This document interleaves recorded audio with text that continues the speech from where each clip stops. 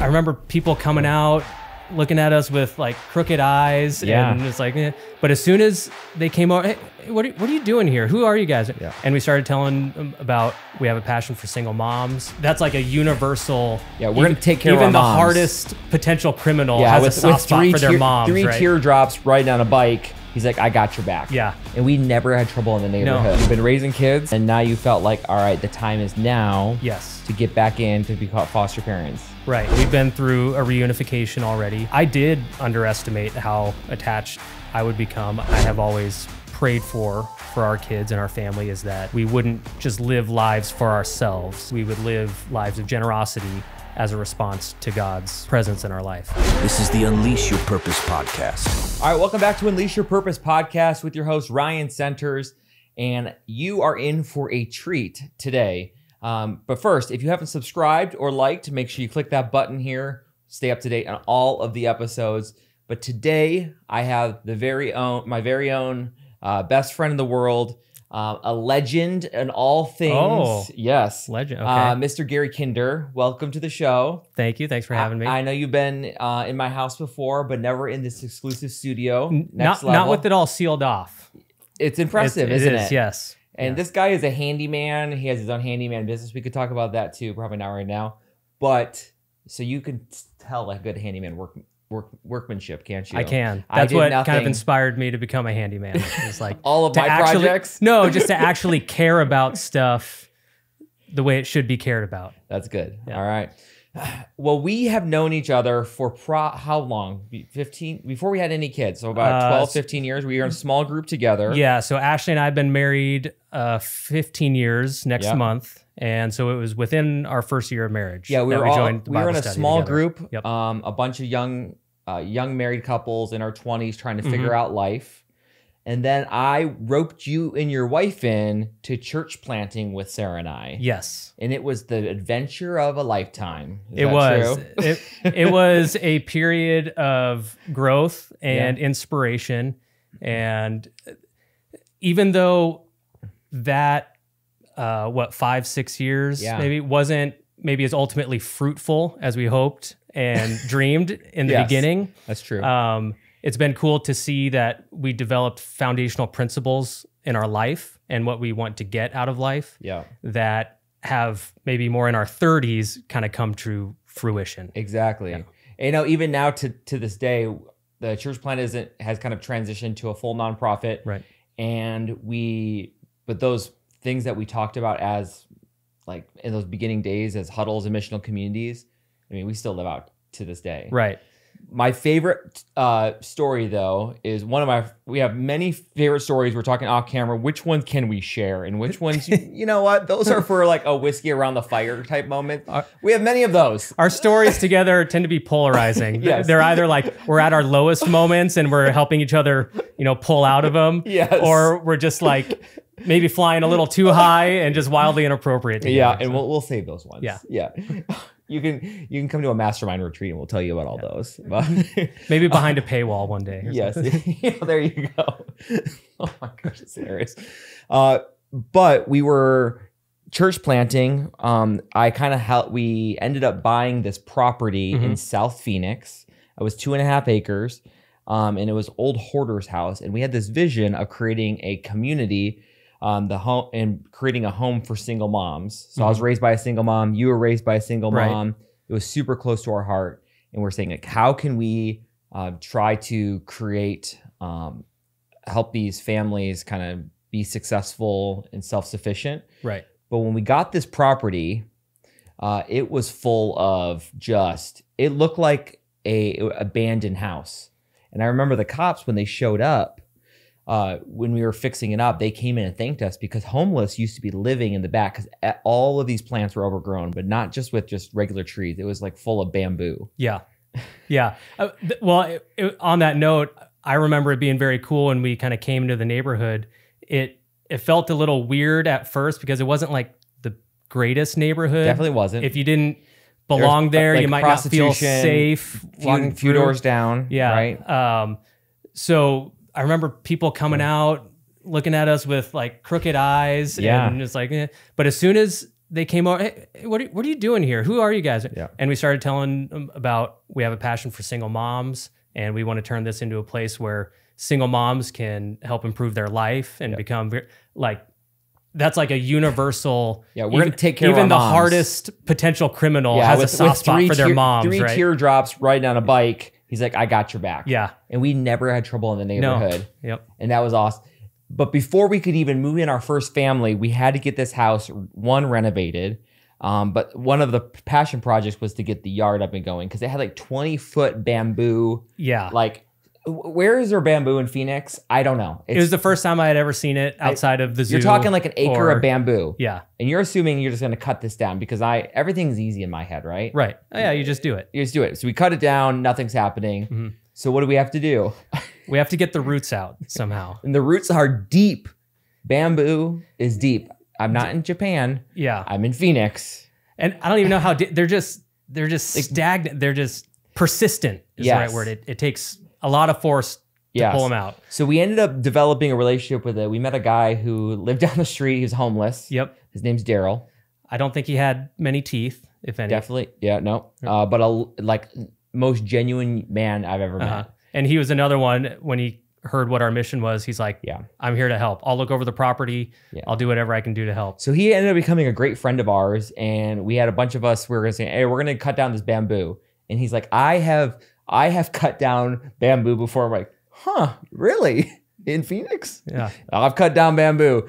First step, go get a bobcat. Is that what that thing's called? A backhoe. A backhoe. Yeah. Yeah. Whatever. Yeah. Because we're all out there just with pickaxes trying to sink it in. And then every time we turn it up, we just break the stick. And because I'm talking to Daryl, I'm like, yeah, that makes total sense. So I go rent a backhoe from the local Home Depot, bring it over. He's like, don't worry, I got this. Yeah. You know how to drive this thing? Sure, I mean, he's the oldest guy in the group. We're all in our 20s. He's like 50. Seemed to look the part. We were young and gullible. Yes. We just wanted it done. Yeah. So he gets in the backhoe and he starts going down, and the backhoe is like, like going on all like two. Right. Yeah. Instead of the backhoe moving the bamboo was moving the backhoe. Yes. So. And within like 5 minutes, just keep trying it. And he's like cussing and screaming about this thing and this bamboo. And it's like, and then all of a sudden, all of this fluid starts jetting out of the side. The hydraulic line just overloaded, breaks, it's spraying all over the place. Yeah. And everyone just bailed. Like no one wanted to be around for to pick up the pieces. Like, he's going to be pissed and who's going to pay for this? I know. I'm sure you did. Or you were the treasurer. You were the the money. I think the church cut a check for that. Yeah, that was. But that place to this day is a place of hope and dignity. It is. And it's a labor of love. And those are like really cool things, like bring a brotherhood, families together. Mm-hmm. And those are things that I remember your kids, my kids, we signed the ground of the shelter. That's one of my favorite memories is when it was all demoed down to the studs. Yep. Basically, all the walls were out and we had our families just go around the whole house, just writing out scriptures, writing out prayers of what the place would become and the healing. And your wife was like one of the core mentors, was on the board for many, many years, even on the Ohana board now. But like she is helped so many single moms be able to get full-time jobs, be able to raise these amazing kids. Yeah. And what a really cool honor that was. Hey, fellow purpose-driven leaders, if you're loving what you're hearing, we need your help to keep spreading inspiration so others can unleash their purpose too. If you're finding value in our discussions about purpose, entrepreneurship, faith, and family, here's how you can support us. First off, hit that subscribe button right now to make sure you never miss an episode. By subscribing, you'll get notified every time we release a new podcast packed with wisdom and encouragement. Next, take a moment to share this episode with your friends, family, and followers. Whether it's a text message, a post, or a shout out, your recommendation helps us reach more people who are seeking inspiration on their journey. And finally, if you've been enjoying our podcast, we'd be incredibly grateful if you could leave us a review on your favorite podcast platform. Your reviews not only motivate us to keep creating great content, but they also help others discover our show and join our purpose-driven community. So let's keep the momentum going. Subscribe, share, and review the Unleash Your Purpose podcast today, and together, let's make a positive impact on the world, one listener at a time. Now let's dive back into today's episode. What I want to talk about today, two dads, we both have a lot of kids. Yes. But now we both have felt this call and this mission to be foster parents. And Sarah and I have talked about our journey on the podcast before. We've been foster parents for about 12, 13 years. I've taken in, I think, like 10 kids, adopted almost 9. Yeah. So, but now most recently, you and Ashley are foster parents. What got you into this? And tell us where you're at. Yeah. So we have been passionate about foster care for a long time. It's been something we always knew we would do. And in fact, we almost were licensed about 10 years ago. I remember that. We went through I think it was like 16 weeks of classes at the time. And we basically just had to do our home inspection. And then we found out we were pregnant with our oldest, Joshua. And our licensing agency at the time said, hey, you know what? Our philosophy is we want your home to be stable. And then once your home is stable, then bring foster children into that. So we kind of thought that was good wisdom, good advice. And so we're like, all right, we're going to have our biological family. And then when we're certain we're done with that at a certain point, we know we'll get back into it. So, and behind that, I think probably one of the first things we did after we got married was go with our church to India and help serve with Harvest India and visit the orphanages there. And so it was just always kind of at both of our hearts to live on mission. Life is not about us and our own accomplishments. It's about being on mission, and specifically just it's pretty plain in scripture, care for the orphan and the widow. Like if you don't do anything else right, if you don't figure out any other calling in your life, God makes it pretty plain. He has a heart for orphans and widows. And so, fast forward, this last fall so we have 4 biological kids. This last fall was the first time. Your oldest is 10. 11 now. And then your youngest is 6. Yep. So you've been raising kids, and then now you felt like, all right, the time is now to get back in to become foster parents. Right. Yeah, we had all 4 kids in school full-time. Living the dream. Every day. So no more multiple pickups, drop-offs. It's not 3 days a week or 2 days a week. It's all day, every day, kids in school. And it's like, all right, we have a little bit of margin now. And so maybe this is the right time, like we always said, to pick back up where we left off and actually get licensed. And so you've been foster parents for about 6 months now. About 6 months, yes. And I would call myself a wounded warrior, but I'm a lifer for this. Yeah. It is the call that Sarah and I have on our life and our heart, and there is nothing going to change that. Like I have never been more challenged, but never been more fulfilled in my life. So for you, how's it been? It's been, what I tell people is just, it's a mutual blessing. It is absolute mutual blessing. It's easy for people to see why it's a blessing for the kids. You know, they're in a, you take sibling groups, yes, which is really unique. And so those people who are maybe getting involved in foster care, just for some context, most times best practice is like an ideal world, you should take kids that are younger than your youngest. Yes. So if your youngest is 6, take younger. Correct. But there's a huge need for siblings because a lot of people they can say, oh, I can help out with one or take a couple, but taking a couple is very hard. Correct. So you opened your license up for 2, maybe 3, and you've had a couple different sets of kids. Yes. And most recently you have...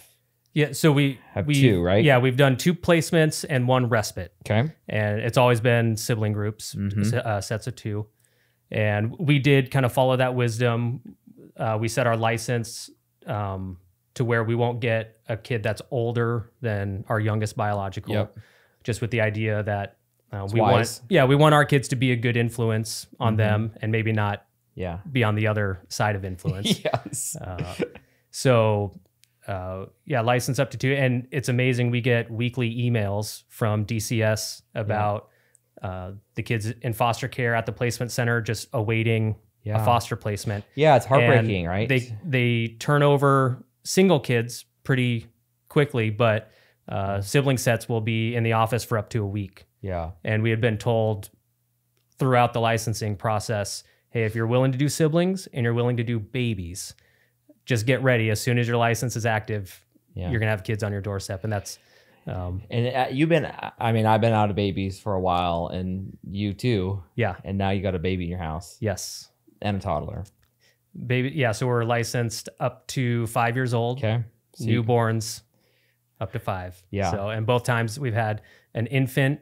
I think, 2 months has been the oldest, and then a toddler. Right. So.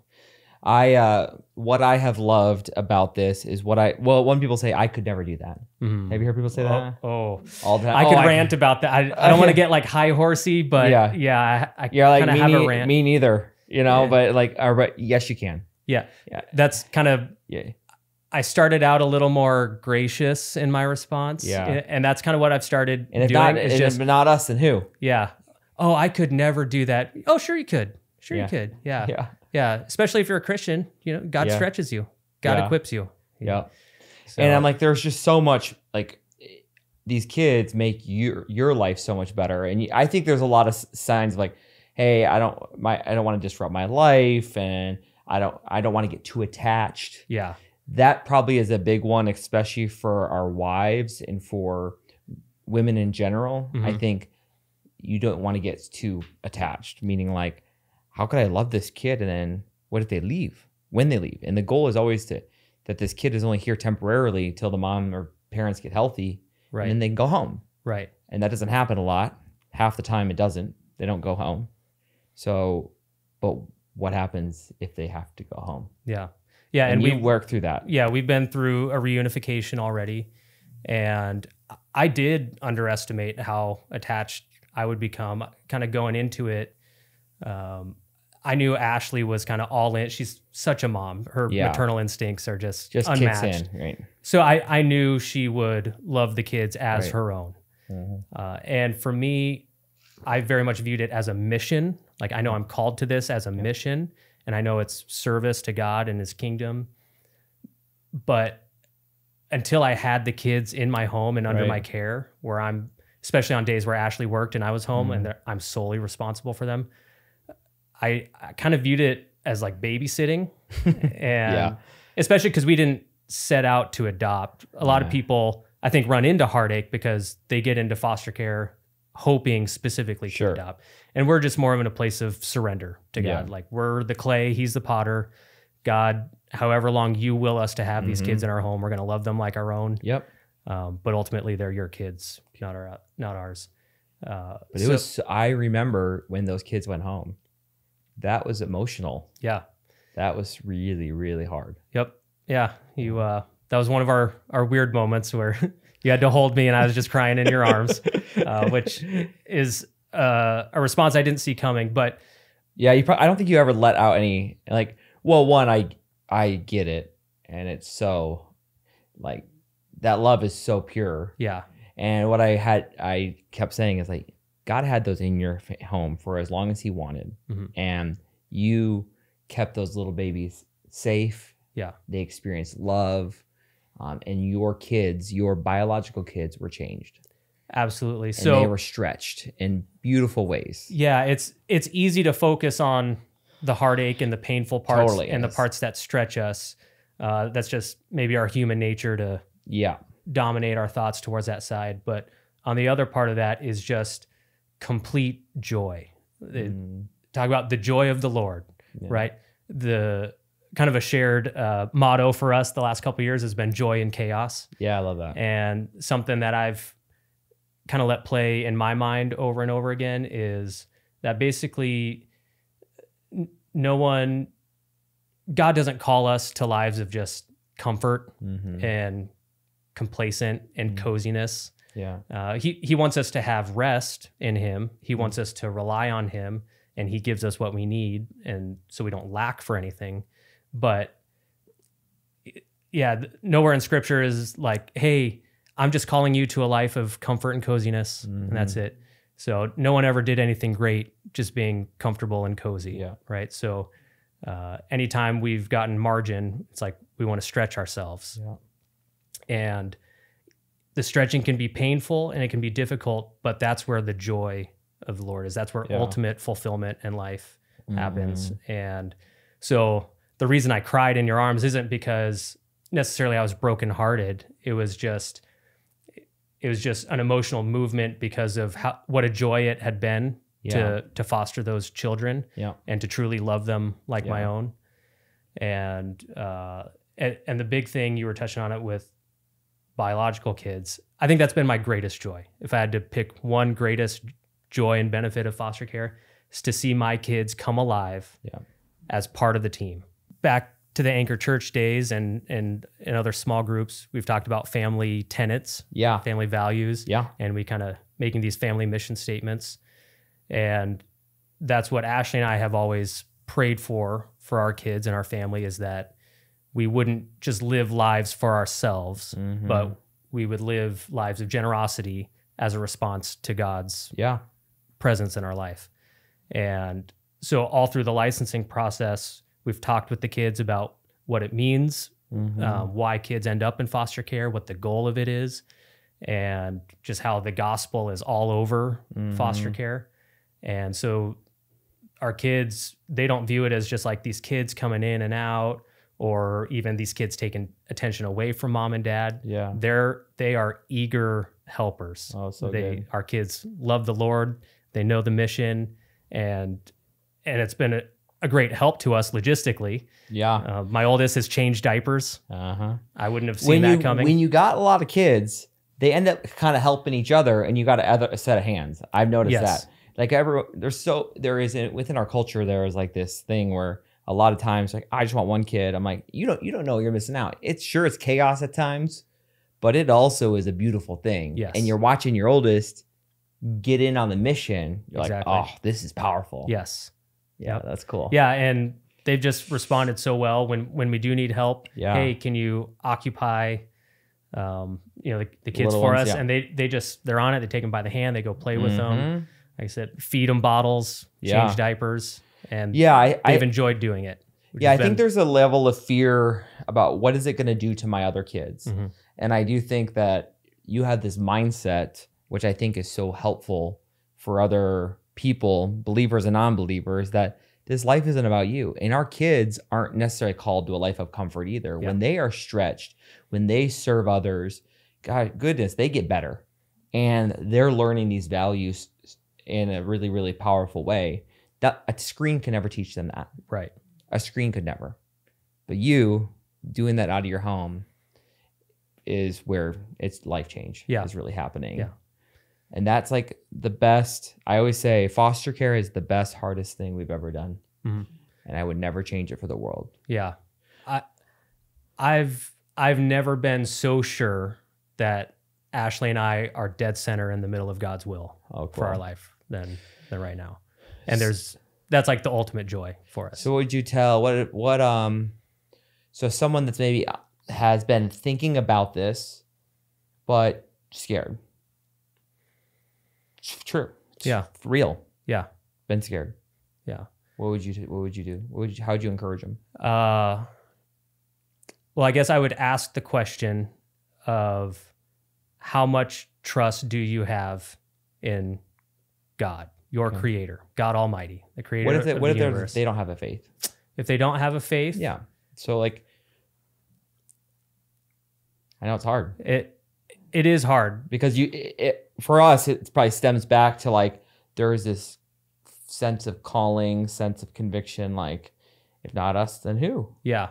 And well, it might be a little antagonistic, but I guess I would say to someone who doesn't have faith, in my experience, for many people, the reason they haven't declared a faith is this idea that, well, there's tragedy in the world. Yeah. And so if God is who you say he is, that he's a good God and a loving God, why is there tragedy? Why do bad things happen?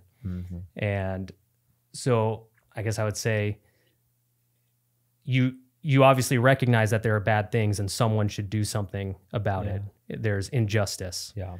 So maybe God has called you to do, maybe it's you're the goodness in the world. Maybe you're experiencing some cognitive dissonance that this is something that needs to be done. Yeah. If not you, then who? And not everyone has to have 11 kids. No, and don't. Not everyone has to start organizations with, dozens of foster homes, right? But it's maybe a little cliche, but it's like if everyone who walked around claiming that they cared about kids supported a foster kid, just one, at one point in their life, there would be no foster care crisis. There'd be no foster care crisis. The homeless epidemic would become like at least half of what it is now. Yeah. It would change generational cycles. Yes, and the society would change. And like, it's like from a society perspective, like in looking at a community, I'm like, if you want to be able to change your community, go to the kids. Like go upstream and look at like changing these kids' lives. That's your best chance of success. Yeah. And loving them well and showing them like support and family and a sense of like care, goodness, that will change a kid's life. Yeah, it's just the right thing to do for an individual child and the community at large. That's good. Well, my hope is that today, that this conversation inspires someone here that says, hey, I am willing to step forward. And for the men, we tend to be the ones sitting in the background. Yeah. We tend to be the ones taking the back seat. And this is the wife, the mom's responsibility to think about. And I think God is calling us to lead and to step up in this way and say like, hey, we can be a solution for this. Yeah. And it's worth engaging and your life will get better. Your kids' lives will be better. So my challenge for you is take the chance, take the jump. All right. Until next time, may you unleash your purpose to profit in business, faith, and life. Thanks for joining us for the Unleash Your Purpose podcast. Be sure to like, subscribe, and leave a review. We'll see you next week.